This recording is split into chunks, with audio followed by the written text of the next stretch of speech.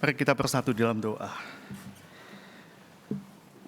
Betul ya Tuhan, kami membutuhkan anugerah Tuhan, kasih-Mu yang boleh menyatukan kami di dalam berbagai macam perbedaan-perbedaan yang ada. Namun biarlah Engkau yang boleh menolong kami, mengerti dan juga memahami bagaimana firman Tuhan yang boleh menyatukan kami. Terima kasih Tuhan, kalau pada pagi ini kami boleh bersama-sama memuji, menyembah kepada-Mu, dan kami siap untuk mendengarkan firman-Mu. Bersabdalah ya Tuhan kepada kami siap untuk belajar firman-Mu dan juga melakukan firman-Mu itu di dalam kehidupan kami. Di dalam nama Tuhan Yesus kami berdoa dan mengucap syukur. Amin. Shalom Bapak Ibu Saudara sekalian yang dikasihi oleh Tuhan. Senang sekali jikalau pada pagi hari ini kita boleh bersama-sama datang memuji, menyembah kepada Tuhan dan kita boleh berbakti kepadanya. Dan ini adalah sebuah undangan, sebuah privilege yang Tuhan berikan dan Tuhan sediakan buat kita. Nah Bapak Ibu Saudara yang dikasihi oleh Tuhan, hari ini kita akan belajar satu tema yang sangat relevan di dalam kehidupan kita, yaitu mengenai pembenaran yang menyatukan perbedaan. Nah di dalam setiap perbedaan-perbedaan, secara teori begitu sulit sekali untuk disatukan. Bagaikan minyak dengan air yang sulit untuk menyatu. Mereka sama-sama mempunyai jenis yang sama, yaitu cairan, tetapi mempunyai sifat yang berbeda, yang tidak bisa dipersatukan. Itulah di dalam kehidupan kita, khususnya di tengah-tengah dunia ini, kita juga diperhadapkan dengan berbagai macam perbedaan-perbedaan. Bahkan dunia itu begitu sangat pandai sekali untuk membangun yang namanya sekat-sekat atau kotak-kotak pemisah. Kita memisahkan hidup kita dengan di dalam berbagai macam latar belakang kehidupan kita. Entah itu di dalam suku kita, warna kulit kita, mungkin hobi kita, tingkat pendidikan kita, atau bahkan di dalam hal-hal yang lainnya. Sehingga ketika dunia itu menawarkan kehidupan di tengah-tengah kita untuk mengotak-ngotakkan bahwa hidup kita itu berbeda satu dengan yang lainnya. Baik itu di dalam suku, warna kulit, atau tingkat pendidikan, bahkan mungkin secara sadar atau tidak sadar. Di dalam kehidupan kerohanian pun kita juga boleh memilah-milah, mengotak-ngotakkan. Ada satu bagian, ini adalah kelompok yang lebih baik, ini kelompok yang kurang baik. Kita mulai mengotak-ngotakkan, kita lebih suci, kita lebih baik daripada kelompok yang lainnya. Nah dengan berbagai macam hal seperti inilah, betapa sulitnya umat Tuhan untuk bersatu. Tetapi kita perlu sadari bersama-sama bahwa justru ketika Kristus datang ke dalam dunia itu, Dia ingin menyelamatkan manusia yang berdosa ini. Tetapi bukan hanya sekedar menyelamatkan umat manusia saja, tetapi melalui Kristus kita dipersatukan di antara perbedaan-perbedaan yang ada. Nah inilah yang dihadapi oleh salah satu rasul yang begitu besar, yaitu Rasul Paulus. Di mana ketika dia menuliskan surat itu kepada jemaat yang ada di Roma, ada satu ketegangan yang begitu luar biasa, yaitu ketegangan antara orang-orang Yahudi yang percaya kepada Kristus dengan orang-orang non-Yahudi, tetapi mereka juga percaya kepada Kristus. Nah ketegangan seperti apa yang terjadi di antara mereka? Ketegangan itu bukan hanya sesuatu hal yang remeh-temeh, bukan sesuatu hal yang ringan atau sesuatu yang gampang.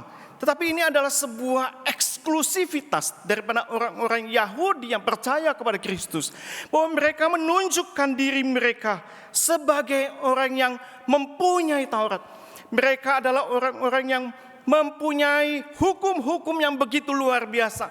Mereka mempunyai tanda yang dipilih oleh Tuhan, yaitu dengan sunat.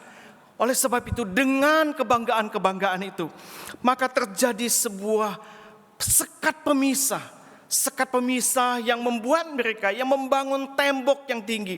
Sehingga ada kelompok-kelompok yang sulit sekali untuk bersatu.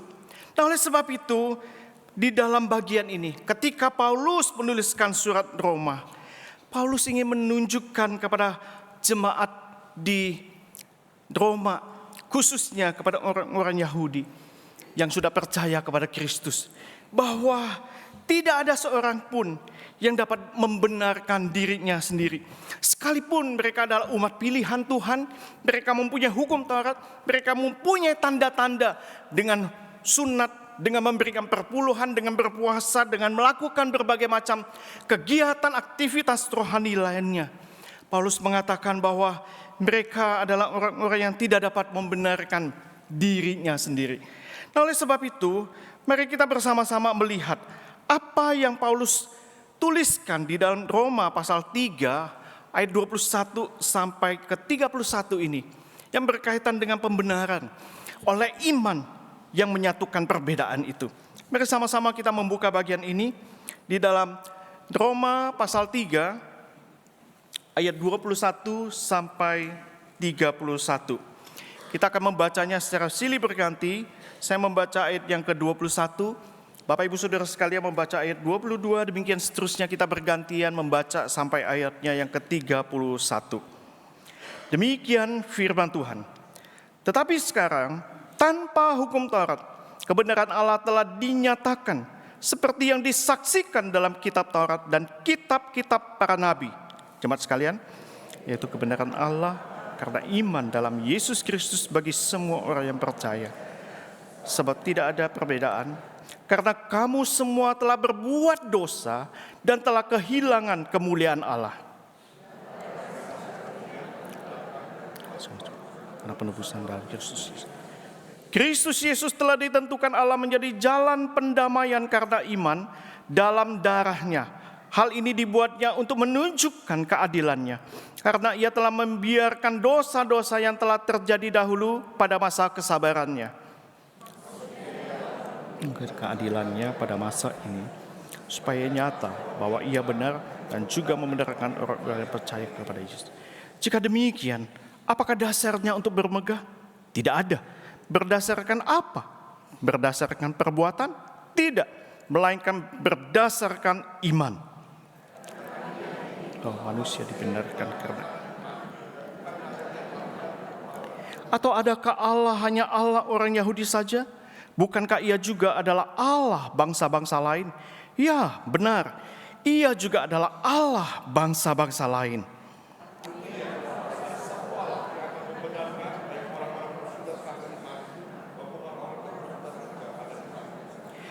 Jika demikian, adakah kami membatalkan hukum Taurat karena iman?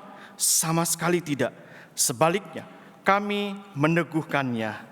Nah, Bapak Ibu Saudara yang dikasihi oleh Tuhan, ketika kita membaca di dalam perikop ini, kita mengetahui bahwa Paulus mulai memberikan sebuah kalimat pengantar yang pertama, yaitu tetapi sekarang. Nah, ini adalah satu bagian yang penghubung antara pasal-pasal sebelumnya.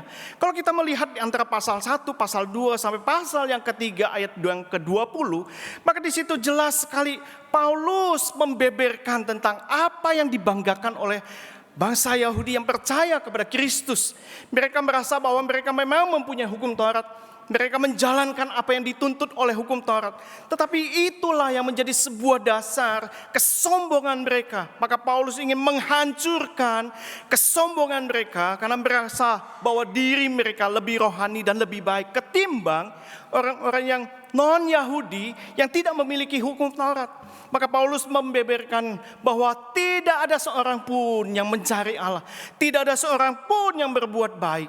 Maka Paulus melanjutkan di dalam pasalnya yang ketiga ayat yang ke-21 ini untuk membukakan sebuah fakta yang mengejutkan bagi orang-orang Yahudi yang merasa percaya kepada Yesus Kristus. Maka sebab itu Paulus mau mengingatkan demikian bahwa tetapi sekarang. Apa maksudnya?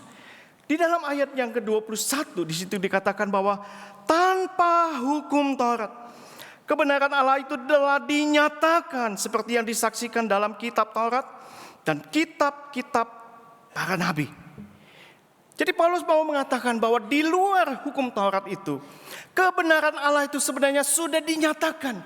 Bahwa Paulus ingin memberitahukan kepada orang-orang Yahudi yang percaya kepada Kristus itu, bahwa inilah Injil itu. Bahwa Injil itu bukan tentang seberapa hebat kita. Bukan itu. Karena kita merasa bahwa kita punya Taurat. Tetapi sesungguhnya Paulus ingin menunjukkan bahwa Injil yang sesungguhnya itu adalah tentang seberapa besar, seberapa dahsyat kasih karunia Allah itu yang mampu menyatukan kita semua.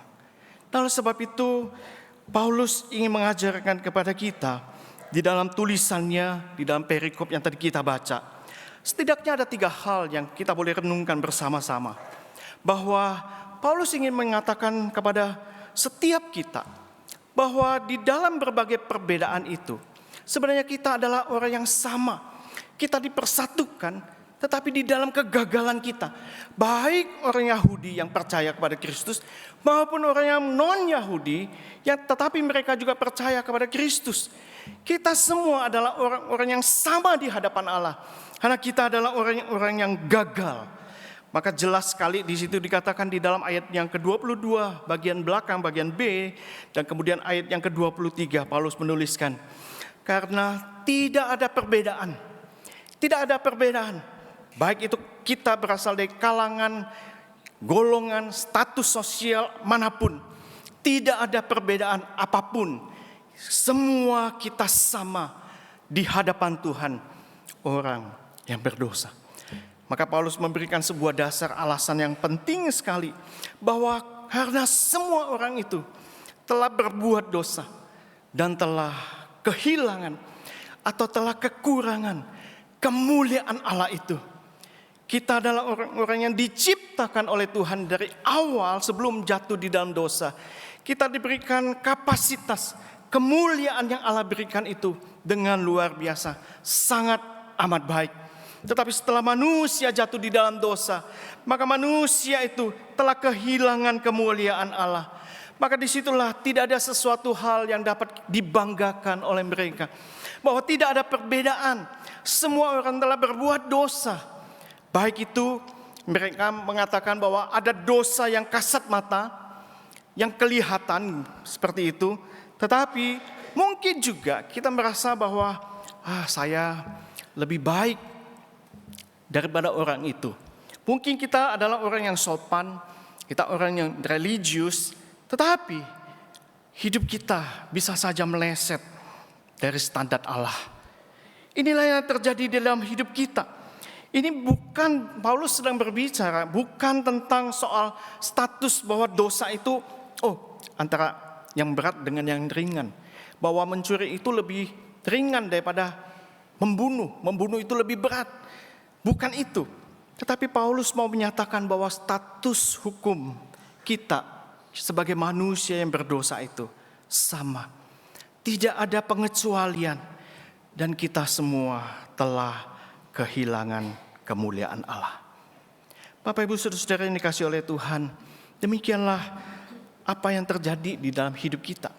Kita mungkin menjalani hidup kita rajin ibadah, kita setiap minggu datang ke gereja, bahkan kita mengambil pelayanan, kita melakukan juga setelah pulang ini, kita setiap harinya kita berdoa, kita membaca firman Tuhan dengan rajin dan tekun. Tetapi mungkin dalam menjalankan kehidupan kita di tengah-tengah masyarakat, di kantor, di keluarga, mungkin ada satu hal yang kita sembunyikan.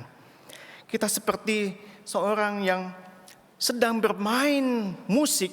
Saya menggambarkan sebuah ilustrasi seperti seorang yang memainkan piano. Seorang yang memainkan piano itu dengan tanpa mengikuti sebuah partitur. Kalau seorang yang memainkan piano, misalnya rekan-rekan yang main piano gitu ya, musik gitu, tanpa mengikuti partitur, mungkin kita sedang melakukan satu permainan yang jelek bukan? Yang tidak harmonis, yang kacau sekali. Oleh sebab itu dosa itu seperti kita memainkan sebuah piano yang kita tekan touch-nya gitu ya, dengan sembarang tanpa mengikuti partitur itu. Sehingga hidup kita itu sering kali tidak sesuai dengan partiturnya Allah. Yakni kita menyimpang dari kehendak dan tujuan yang Tuhan sudah berikan.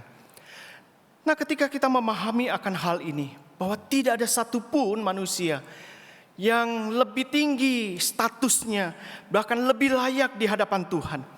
Masalah manusia yang paling utama itu adalah dia membutuhkan yang namanya Kristus. Karena Kristuslah yang sanggup menanggung hukuman dosa manusia itu, yang menanggung nada-nada sumbang yang kita mainkan di dalam kehidupan kita. Kristuslah yang akan memberikan hati yang baru, dan melalui Roh Kuduslah yang memulihkan hidup kita, agar hidup kita itu kembali sesuai dengan partitur Allah, sehingga kita bisa menghasilkan musik yang memuliakan Tuhan. Maka tidak ada lagi sebenarnya ruang kesombongan yang ada di dalam diri kita. Ketika kita sebagai orang Kristen yang telah sekian lama kita mengikut Tuhan, seharusnya di hadapan siapapun mereka adalah sama seperti kita. Orang yang telah dipersatukan di dalam kegagalan kita. Tetapi ketika kita mengetahui akan kegagalan kita itu di hadapan Tuhan, maka Paulus melanjutkan kalimat berikutnya di dalam ayatnya yang ke-24. Ayat 24 ini menjadi sesuatu yang sangat penting sekali. Kalau Paulus hanya berhenti di ayat yang ke-23, maka kita menemukan jalan buntu. Kita tidak akan menemukan pengharapan bagaimana jalan keluar kita setelah kita mengetahui bahwa betul kita adalah manusia yang gagal. Tapi bagaimana supaya kita diperkenan oleh Tuhan? Maka selanjutnya Paulus menuliskan di dalam ayat yang ke-24, 25 dan 26, yaitu bahwa kita itu dipersatukan sekalipun di dalam kegagalan kita. Kita memperoleh sebuah anugerah yang diberikan cuma-cuma. Di sana dikatakan, dan oleh kasih karunia kamu telah dibenarkan dengan cuma-cuma. Karena penebusan di dalam Kristus Yesus diberikan dengan cuma-cuma. Anugerah itu adalah sesuatu hal yang betul-betul kita tidak pantas untuk terima, yang tidak layak untuk kita terima. Tetapi itu diberikan dengan cuma-cuma kepada kita. Bapak Ibu Saudara-saudara yang dikasihi oleh Tuhan, kata dibenarkan ini adalah sesuatu hal yang sangat penting buat kita. Di dalam ayatnya yang ke-24, 25 dan 26 ini. Nah, ketika Paulus menuliskan kata dibenarkan ini, Paulus sebenarnya berbicara mengenai bahasa hukum, yaitu sebuah kata dikaio, yaitu satu pembenaran, satu status hukum yang dinyatakan oleh hakim bahwa keputusan itu sekali diputuskan berlaku untuk selama-lamanya. Jadi Paulus mau mengatakan bahwa status kita itu yang tadinya status terdakwa, status yang terhukum, status yang harusnya menerima kematian itu telah diputuskan, dibenarkan menjadi tidak bersalah. Inilah yang Paulus berikan kepada kita. Inilah sebuah pengharapan yang memungkinkan kita untuk mendapatkan hidup yang berkemenangan. Hidup yang dipersatukan di dalam Kristus. Oleh apa? Oleh darah Kristus. Di dalam ayat yang ke-25, firman Tuhan mengatakan bahwa Kristus Yesus telah ditentukan Allah menjadi jalan pendamaian karena iman dalam darahnya. Jalan pendamaian sudah ditentukan. Jadi kalau Paulus menuliskan di dalam Roma pasal 1 ayat yang kedua, di situ dikatakan bahwa Injil itu sudah ditentukan jauh sebelum Yesus hadir. Jadi jalan pendamaian yang diberikan oleh Allah sudah dinyatakan jauh sebelum Kristus datang. Dan ketika Kristus datang, Dia menggenapi rencana Bapa itu melalui pengorbanannya di atas kayu salib. Dengan darah yang tercurah di atas kayu salib. Mengapa hal itu terjadi? Mungkin kita memikirkan bahwa kenapa Yesus harus disalibkan? Mengapa darahnya harus tercurah? Bukankah Yesus atau Allah itu bisa berkata kepada orang-orang yang berdosa, seperti Yesus menyembuhkan atau mengampuni orang-orang yang berdosa, dosamu sudah diampuni. Kan tidak perlu Yesus itu harus mati di atas kayu salib. Tidak demikian. Kalau Yesus tidak mati di atas kayu salib, mencurahkan darahnya, maka keadilan Allah adalah keadilan yang tidak fair. Dan kasih Allah yang diberikan kepada kita adalah kasih Allah yang murahan. Oleh sebab itu ketika Yesus disalib, maka sesungguhnya ini adalah sebuah paradoks yang sulit sekali terjadi. Bahwa ketika Yesus disalib itu, ada jalan pendamaian. Bagaimana caranya? Ada keadilan Allah yang absolut, yang mutlak itu. Keadilan Allah, kemurka Allah dituangkan, dicurahkan kepada Kristus. Keadilan Allah itu menuntut hukuman atas dosa. Dan tidak akan membiarkan dosa itu lewat tanpa pembayaran yang dibayar dengan darah. Tetapi keadilan Allah itu yang menuntut yang namanya hukuman dibayar, diberikan dengan kasih Allah yang tanpa syarat. Sehingga keadilan Allah, kasih Allah ini bertemu di dalam kasih Kristus di atas kayu salib itu. Sehingga di kayu salib itu keadilan yang menghukum dosa dan kasih yang menyelamatkan orang-orang yang berdosa bertemu dengan sempurna. Nah, Bapak Ibu Saudara-saudara, kalau kita memahami akan hal ini, bahwa betapa besarnya pengorbanan Kristus yang mengampuni dosa setiap kita yang dosa-dosa yang telah kita perbuat ini. Apakah kita masih memandang orang-orang di sebelah kita dengan sangat rendah, bahwa kita lebih baik daripada mereka? Seharusnya tidak. Nah, apa yang terjadi di dalam seorang Agustinus, yang bernama Agustinus dari Hippo. Kita tahu bahwa masa mudanya adalah masa muda yang sangat rusak. Dia hidup di dalam pemberontakan, dia hidup di dalam seksualitas yang kacau. Bahkan dia belajar filsafat-filsafat yang menjauhkan dia dari Tuhan. Tapi suatu hari di dalam segala kehebatan dia, di dalam kepintaran dia berjalan di dalam satu taman di kota Milan itu. Dan dia bergumul di dalam taman itu. Dia berlutut di hadapan Tuhan. Dia menangis.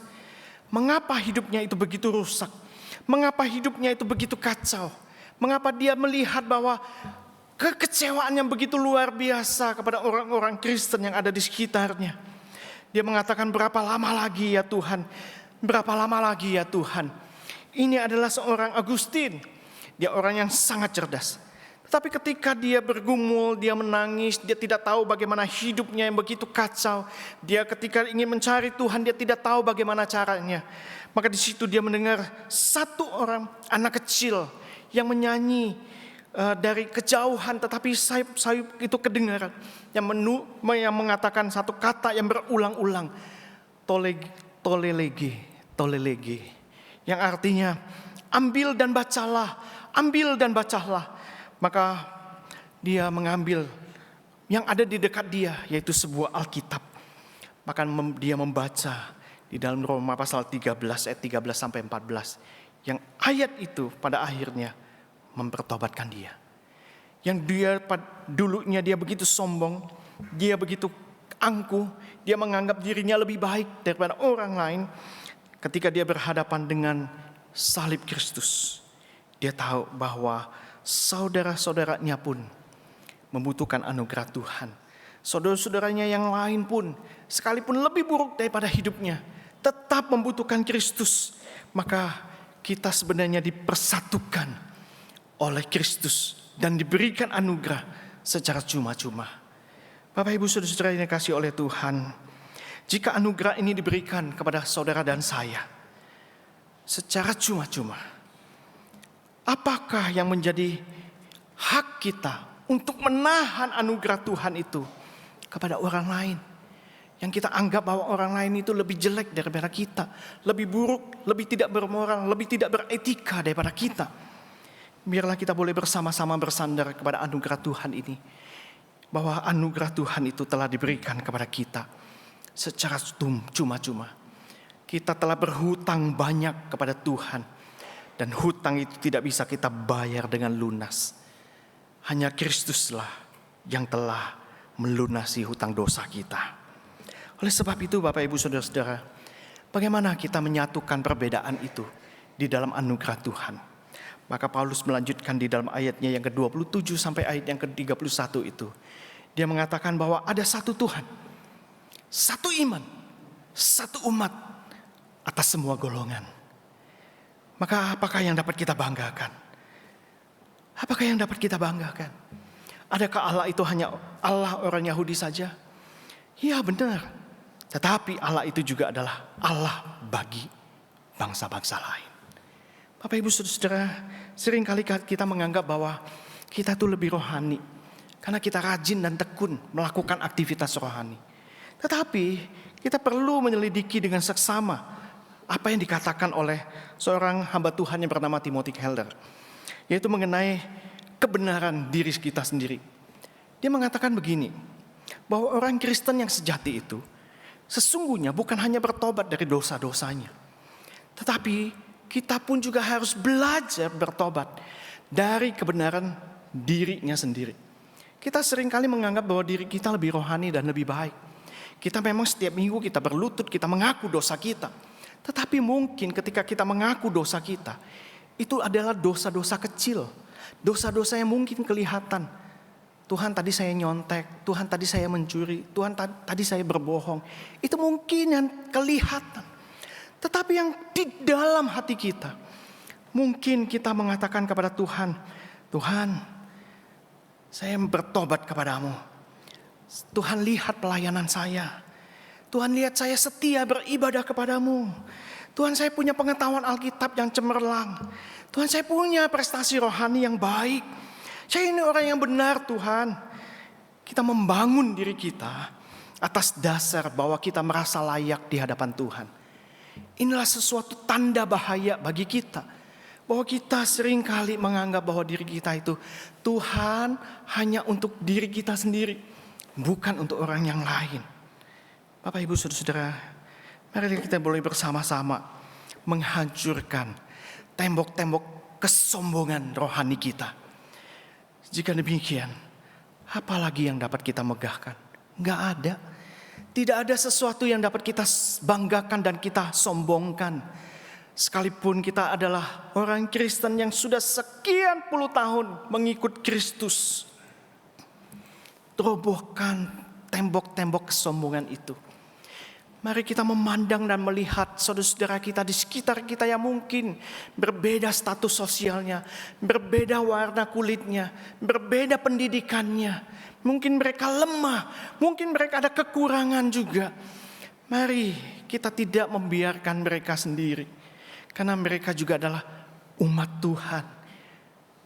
Yang kedua, mari kita menghancurkan tembok-tembok eksklusif kita. Di dalam budaya kita. Mungkin kita budaya, kita adalah orang suku tertentu. Kita adalah mempunyai kelas sosial tertentu, hobi tertentu. Mari kita menanggalkan semuanya itu. Ataukah adakah Allah yang hanya orang Yahudi saja? Bukan. Ia juga adalah Allah bagi bangsa-bangsa lain. Bapak Ibu Saudara-saudara yang dikasihi oleh Tuhan. Jikalau gereja yang sungguh-sungguh percaya kepada doktrin pembenaran, tidak bisa secara bersamaan ketika kita mempercayai doktrin itu, secara bersamaan kita menjadi gereja yang eksklusif. Kita hanya nyaman untuk satu suku, satu kelas ekonomi, atau satu tingkat pendidikan. Itu menjadikan sesuatu hal yang sangat menyedihkan dan mendukakan Tuhan. Maka sebab itu, ketika kita menerima anugerah Tuhan, Paulus mengingatkan satu hal yang paling penting sebelum dia menutup pasal yang ketiga ini. Ketika kita menerima anugerah Tuhan, kita adalah orang berdosa dan menerima anugerah Tuhan yang dengan cuma-cuma. Maka Paulus menuntut satu hal. Setelah kita membongkar semuanya itu, tembok-tembok kesombongan kita, eksklusivitas kita. Paulus mengingatkan ada satu hal yang penting juga, yaitu kita tidak hidup di dalam kesembronoan. Paulus mengatakan bahwa kalau kita sudah menerima anugerah Tuhan, apakah hukum Taurat itu dibatalkan? Sekali-kali tidak. Karena Injil anugerah Tuhan itu adalah kita taat, dan ketaatan kita kepada Allah lahir dari pembenaran yang telah dilakukan oleh Kristus. Maka iman yang sejati itu selalu menghasilkan ketaatan.